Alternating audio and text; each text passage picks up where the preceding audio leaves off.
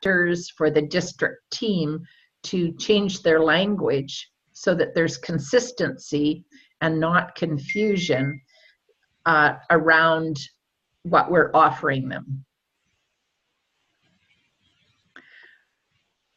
So let me start by talking about how to change our jargon, our Toastmaster jargon that we all love and adore in our community clubs. And let's talk about what we need to sound like when we go into the corporate world so they can relate to us. How many of you are reluctant to sell, that say, oh, I'm not a good salesperson, or I don't like to make sales calls? How many of you? Okay, some of you love it, some of you don't like it at all. One of the things to think about is that Toastmasters program sells itself. We don't need to sell Toastmasters. When we walk into the corporate world and they're looking for communication and leadership training, that sells itself. We're just left there to do the paperwork and make sure that they understand their roles and responsibilities in going forward with this corporate initiative.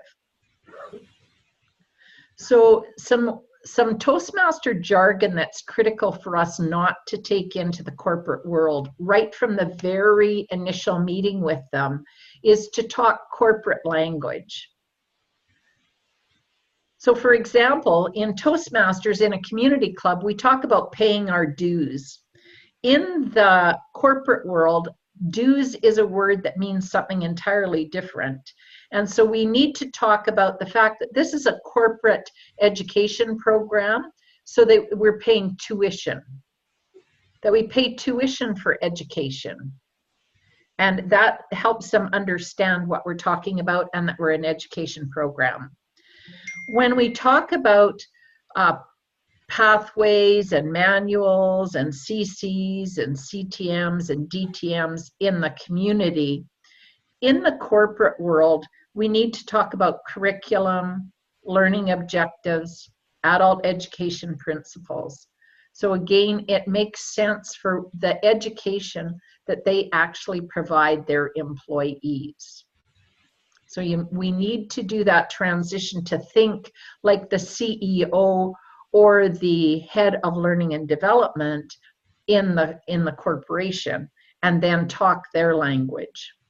Therefore, they're looking for communication and leadership programs. Most corporations will not buy public speaking programs because they can all do that on their own. They can get a group of people in a room and all talk. That's not what we're selling. The market is buying communication and leadership skills. So that's critical when you go into the corporate world for them to relate to it. The word club disappears and it becomes an education program. Again, this is what the corporations relate to and know what we're talking about, and there's less confusion. And then once we get the program up and going, the leadership roles that are created within that program that look in the community club, they look like the president and the VP of education, etc. Those become the leadership team. And so they have to have a meaning in the corporation, so that if we're selling communication and leadership, here's the communication part where we do impromptu feedback, prepared speeches, and then all the leadership skills, which are how we learn to run meetings, resolve conflict, do things on time, do leadership roles. So we organize, we have teamwork, we have critical thinking skills, lots of the transferable skills that are related strictly to the corporate environment. So watch the jargon, and it's like we now to learn a new language to represent it in the corporate world to the CEO and or the HR or learning department, and so that they understand that we're an education organization, which Toastmasters is. We're all students of the program, and we sell and provide education to our participants. So that's what we're there to do if we're into the corporation. A couple of major things to cover, as well as changing our language when we go into that initial meeting in the corporate world, is to make them understand the unique delivery system that the Toastmaster program has. And all of us have experienced this, but we may not have the words to clearly articulate what it looks like. So we need to talk to the people that are interested in buying the Toastmasters program, that it's a self-paced program. This is really important because I've had many managers come to me and say, when is Yvonne going to graduate from Toastmasters? They don't understand that it's self-paced and Yvonne could stay until the end of time or her time, as long as she's continuing learning and getting benefits and the corporation's willing to pay for her. So that's really a critical thing to explain to the corporation, that it's self-paced. It also helps them understand how the program's going to go.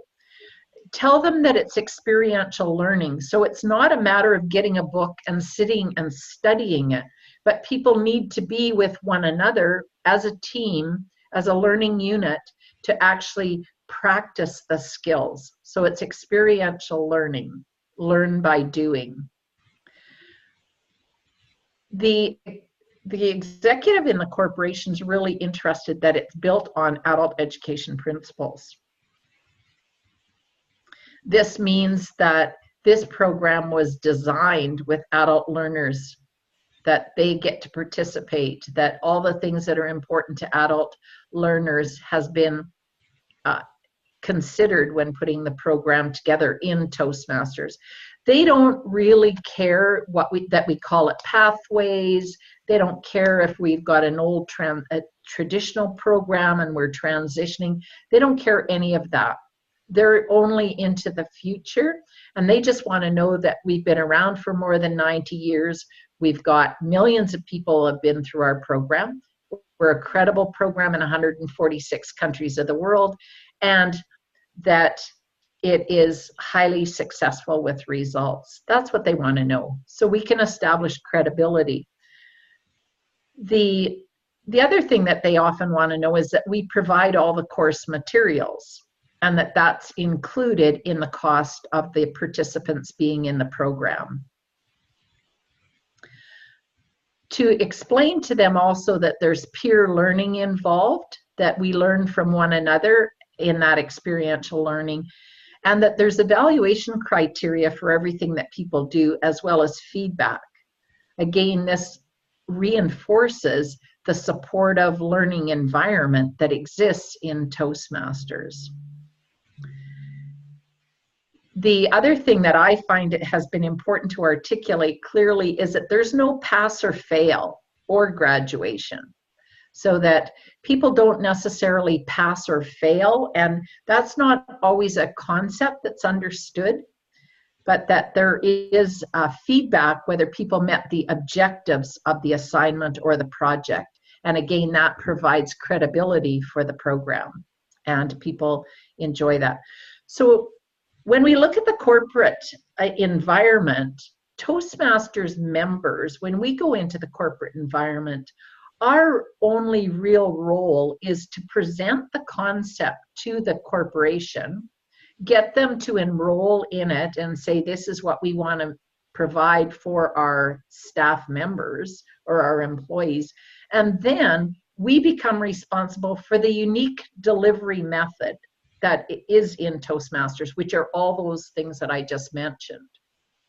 Because that's something that, unless you understand the Toastmaster program, if we just dropped the curriculum and pathways into that environment, they wouldn't know how to deliver the program. And so we need to be on site to ensure that there's manual speeches, that there's evaluation, that there's all the criteria of that program is taking place. Okay? So when I first go into a corporation, it's important to meet with somebody who's going to be responsible for training, development, organizational development, HR, something like that. Some higher level person that has budget discretion and can make the decision for the organization. So for example, when I was in the last corporation that I bought the training that happened in our corporation. I was responsible for that.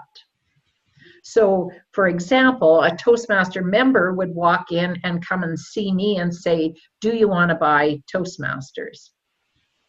And my experience has been that most of the people that I've been with or experienced going out to sell to corporations,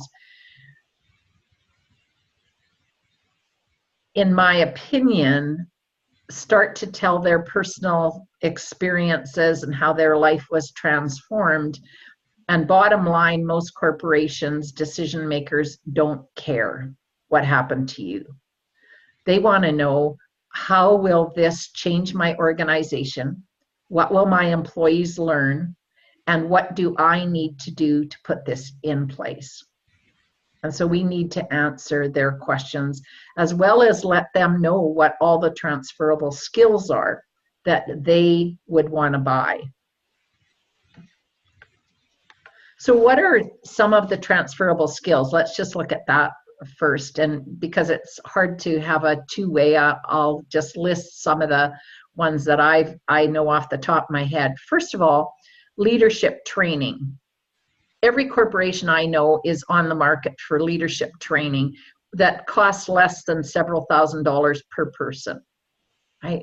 So here's a leadership training program that they can make available to whoever they want in their organization. So leadership training. They want, under the communication and leadership program, they're going to learn critical listening skills. When I went looking for listening skills workshops for the corporate world, there aren't any. Very, very difficult to find, if you can find any. And it's a skill that's rapidly disappearing. So listening, being able to listen to something, interpret it, and then respond. Toastmasters also teaches accountability, all which is certainly applicable in the corporate environment. We have teamwork that's built in. So when we have the group together, the program participants, they need to work together. If we're putting the session together, there's an agenda, there's various roles, all of that is teamwork. And then as well as the executive of the program or the leaders of the program, they also get to do teamwork. Critical thinking skills is something that happens. It happens in table topics. It happens in our meetings as we go through material. So critical listening and thinking skills. Presentation skills, which is obvious. Organizational skills. We teach people to organize their thoughts and present concisely, which is really helpful if they've learned meeting management and now they also can present in an impromptu manner, confidently, and on time. So all those skills we teach. We also have a lot of skills that we present in our program that are great for management and supervisors, in that we teach feedback skills. And this is in our evaluation portion of the program, where they may call it evaluation or they may call it feedback skills. So a supervisor or manager may see a benefit of this in terms of when they're giving their employees feedback or their annual reviews, or if somebody works in HR and they're dealing with providing feedback to some employees. So feedback skills, very important. Interpersonal communication, and the spin-off from that can be in employee engagement. It can be morale in the workplace. A number of things can come out of interpersonal communication skills. And then strategic planning and managing and setting goals. If they do the Distinguished Club program, or what I call strategic planning in the corporate environment, now they're doing strategic planning or managing to objectives. So all transferable skills into the business world. So as I said, Toastmasters program really sells itself to a corporation if they're looking for corporate training and communication and leadership. One of the fatal flaws in my experience is that when we go into the corporation and we sell public speaking, and I just can't emphasize this enough, that several years ago, and I would say probably 15 years ago at least, Toastmasters asked us to talk about communication and leadership, not public speaking. And I still hear a lot of public speaking being spoken out there. And if you talk about communication and leadership, you're going to get way different reception, both in the community and in the corporate world. Because people are looking for leadership skills, they're looking for communication skills, not necessarily to go to a public speaking group. So represent the Toastmaster program with our titles and our actual program. A couple of things also when you're going into the corporation: get really flat energetically, and I hope you know what I mean by that. Don't have any personal energy or negative thoughts or fear around talking about time and money. If you think Toastmasters is expensive and we're going to ask for lots of time and money, do not go in and talk to them about it, time and money. Have somebody else do that. I shared a story in my book, a story that I had heard, that this one of our leaders had gone out to talk to a corporation and the corporation had said, "How much does it cost?" And they very quickly asked that. And the person said, "Well, about 100, meaning about $100 per person per year. And the executive that they were speaking to said, "Well, I have to go away and check that out and make sure that we've got the budget for it."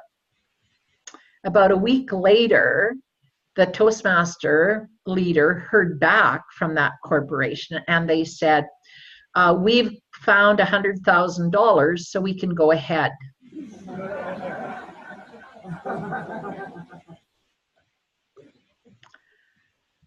True story.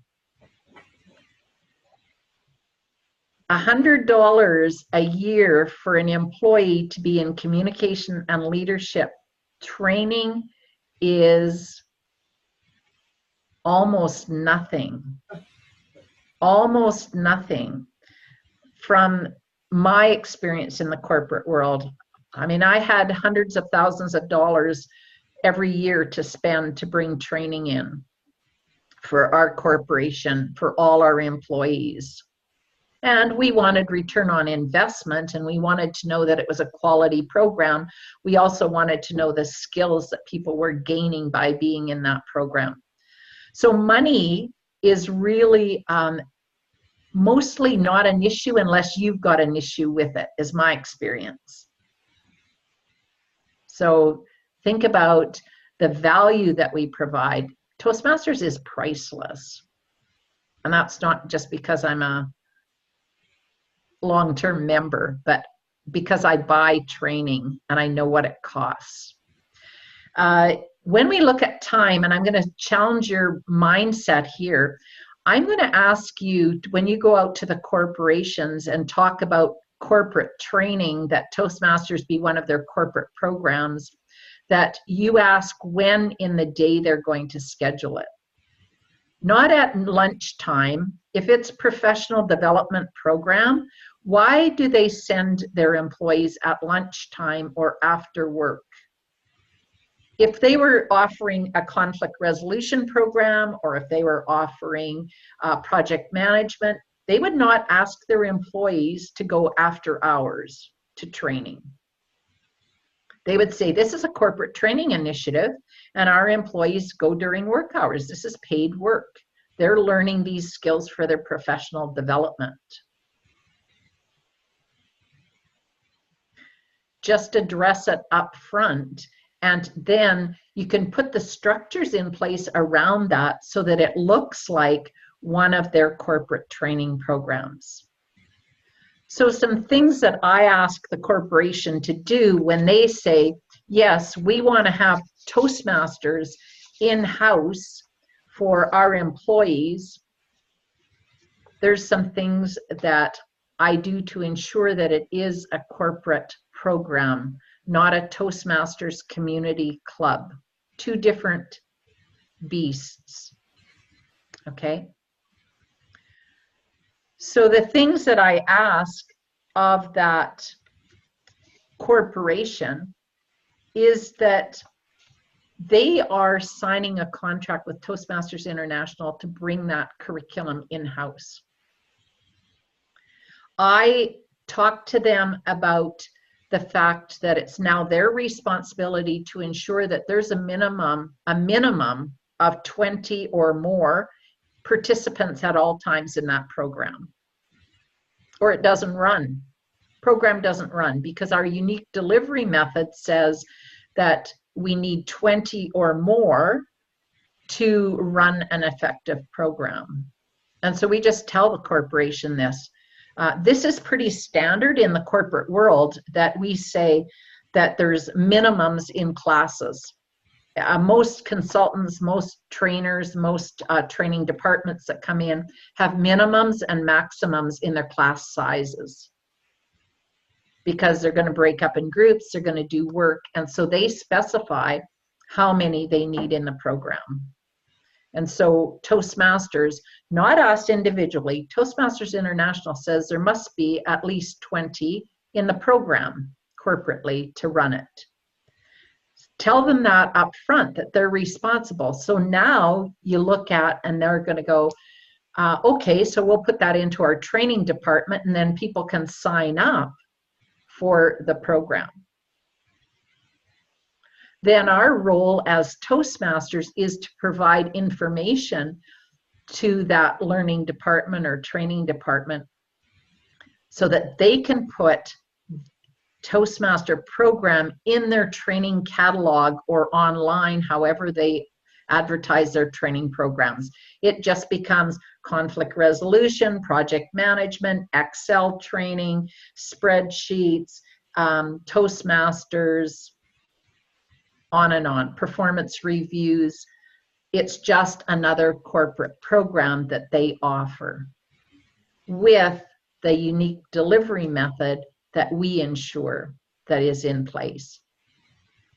So ways that they can support this and make this happen is that HR gets involved and understands.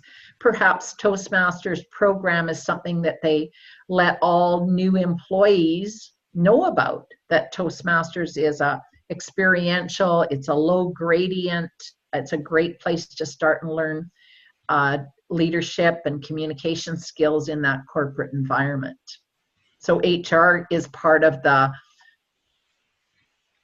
personnel that fills that program, not Toastmasters.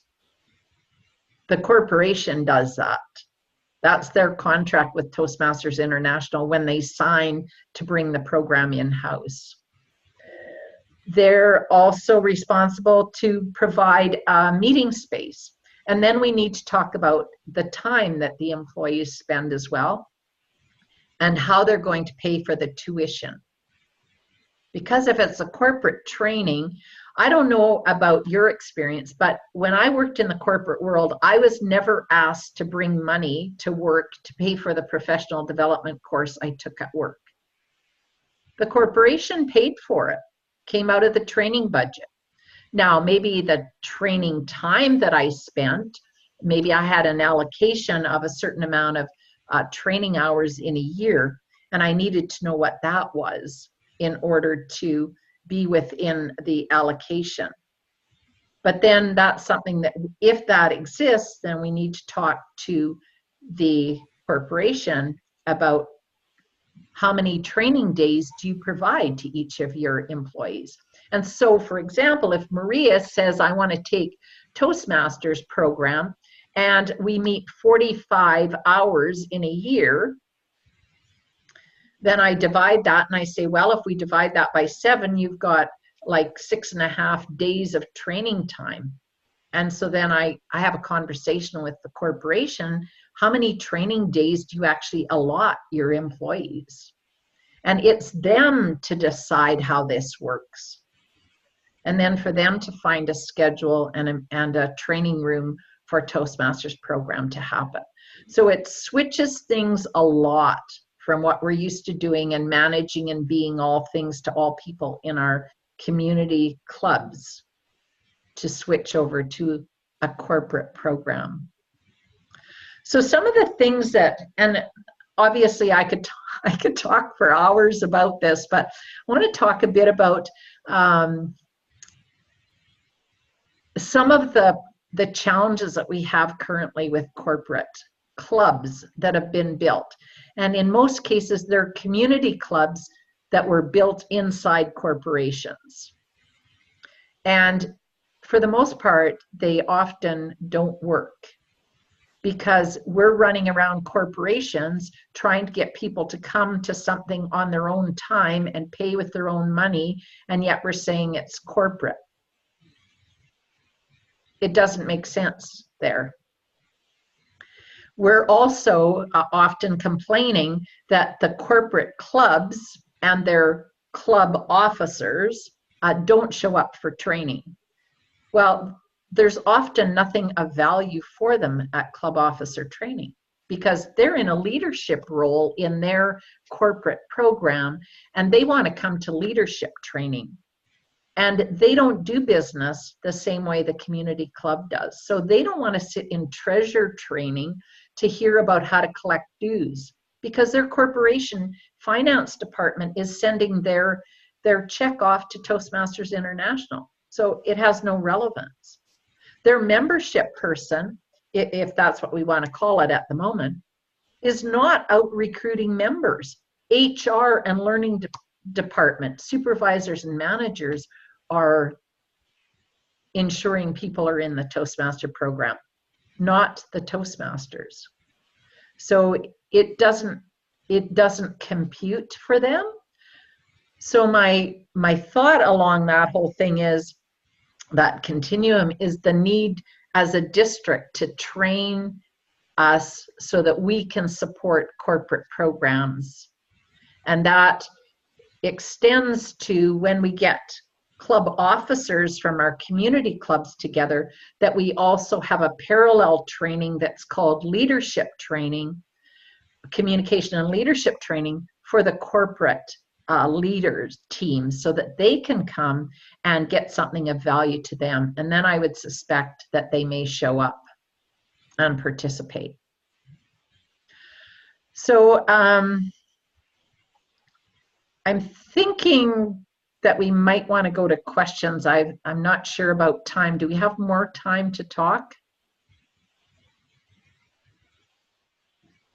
It might be useful to go to questions so that I can support people with specific questions they may have, because as I said, I can talk about this for hours and I want to make it relevant for you.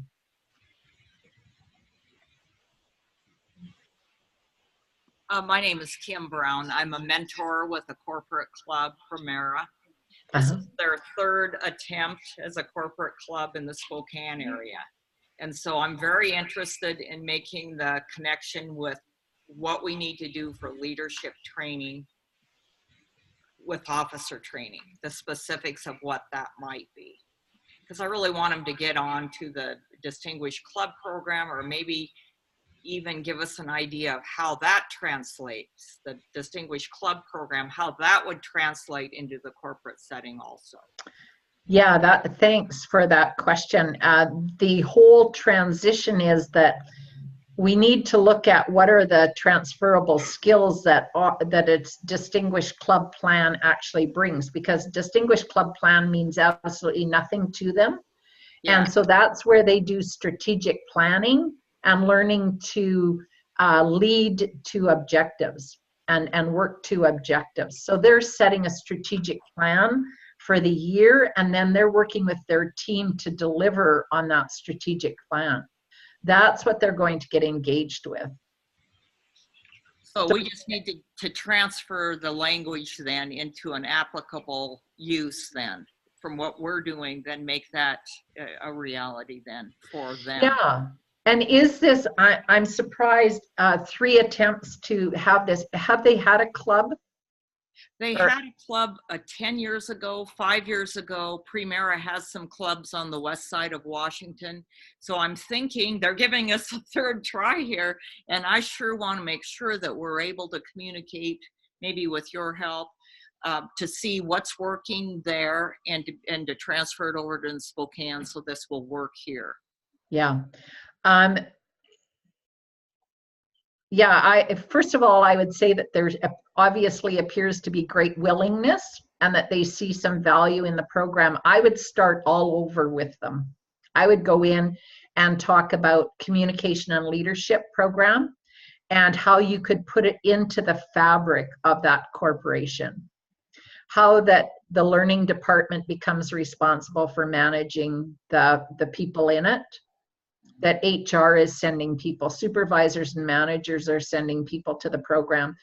Toastmasters should only be there to ensure that the unique delivery method is being followed in terms of your presence, for example, would be to ensure that every week there are prepared speeches and evaluations, that there's good quality evaluation, that every week at the beginning, especially of a corporate program, that there is education on the agenda, that the agenda is all cleaned up so it's only got corporate type events on it. There should be no quiz master, joke master, pledge of allegiance, invocation. None of that has any bearing in any training programs that happen in the corporate world.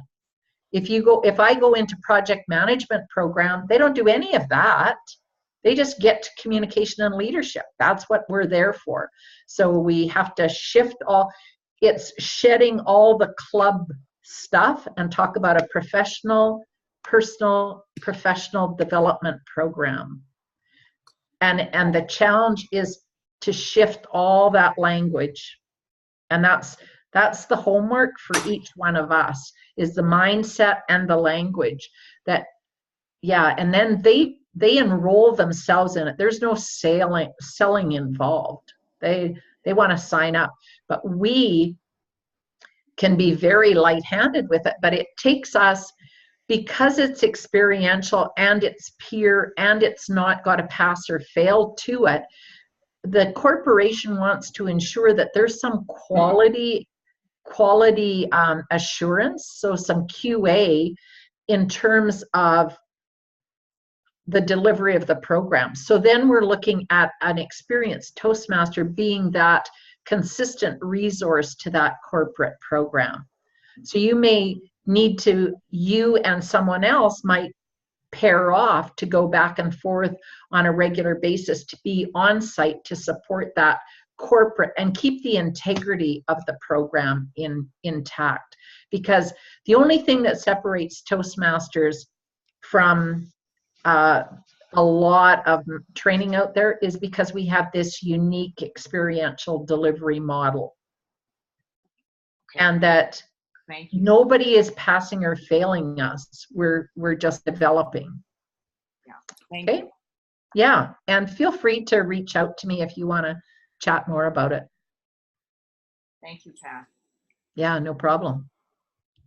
Hi, Pat. Charlie Howell from Moonlighters in Spokane. How are you? Hi. Good. I was wondering if you could address for a minute union environments in the corporate world and what your experience has been with that.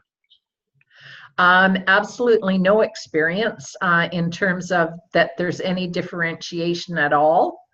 The corporate environment where I worked last as the head of learning and development, we actually developed a corporate policy that specified how people would access Toastmasters, that it would be part of their performance review plan, that they would get so many hours of training and they would get paid, or that they would, it was all specified in terms of the money and time.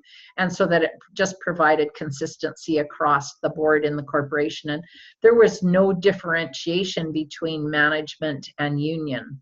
It was just said that you're accessing communication and leadership, and I, as your supervisor, am signing off for you to actually be funded and supported to do that. Okay, thank you. Yeah, you're welcome. Thanks for that question.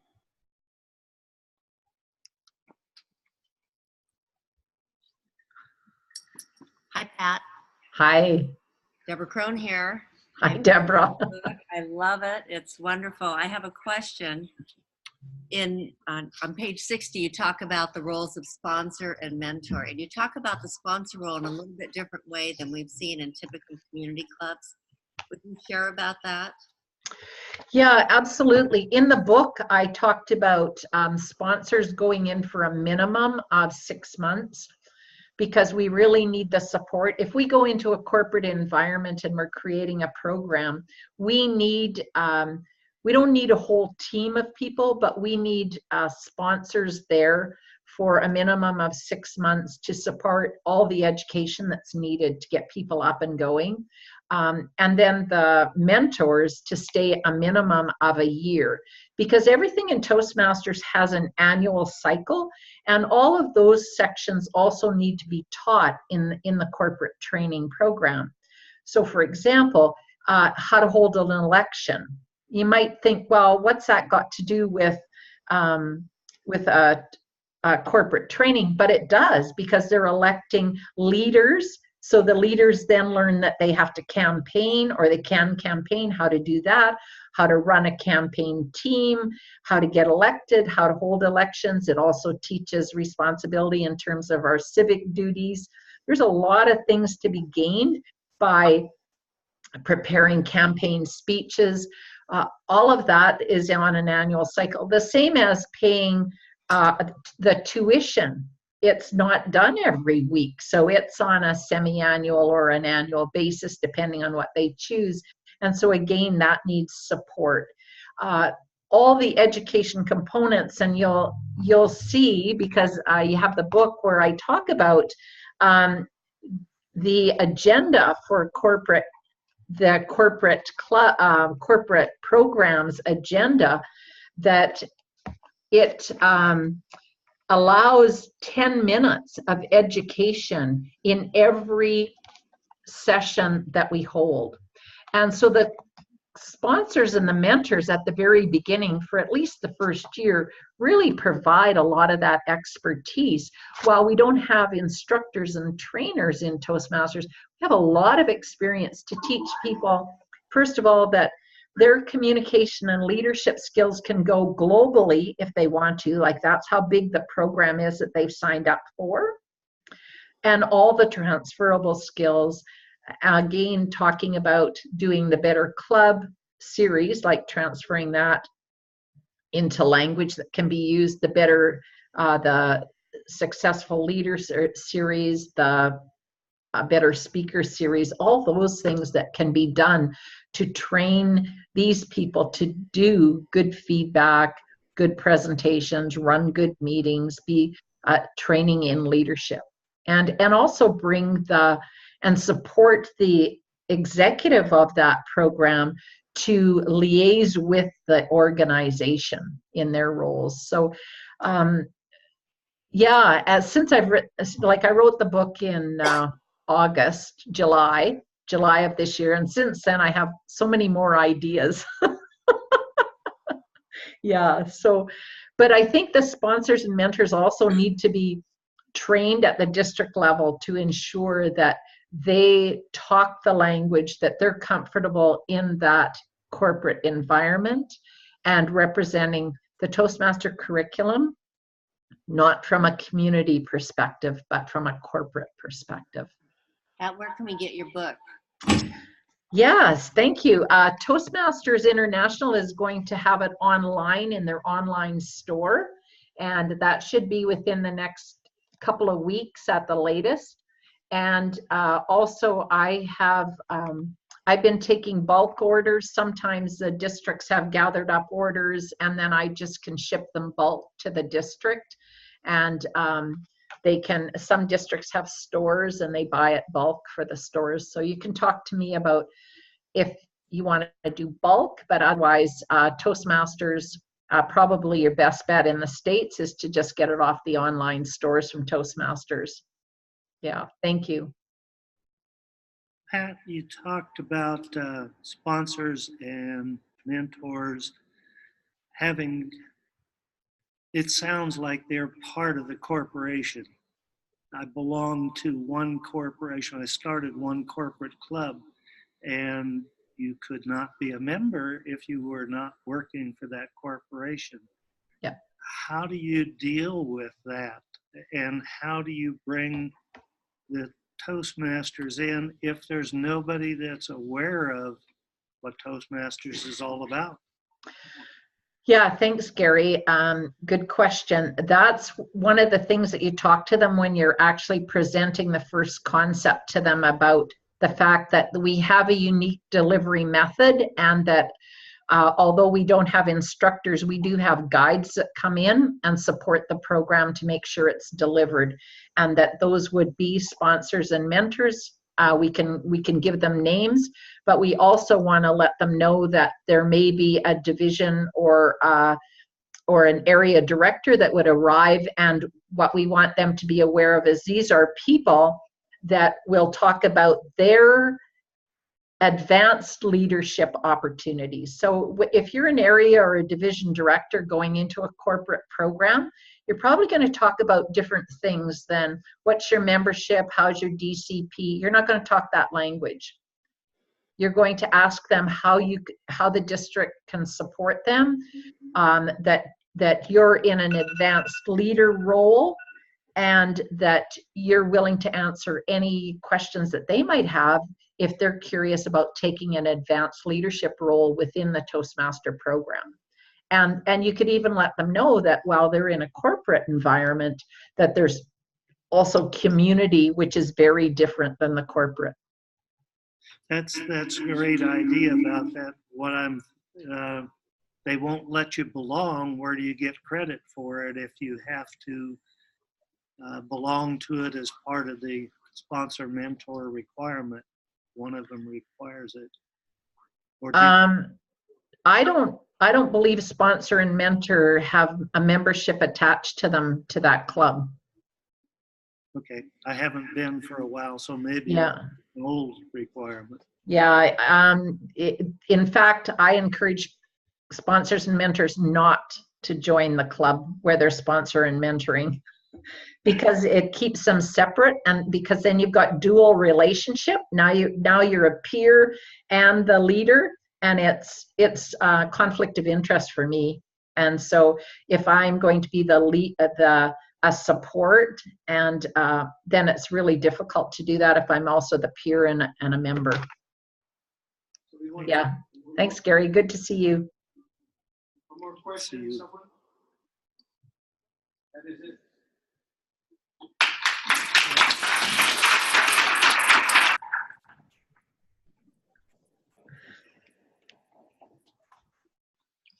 They're awesome.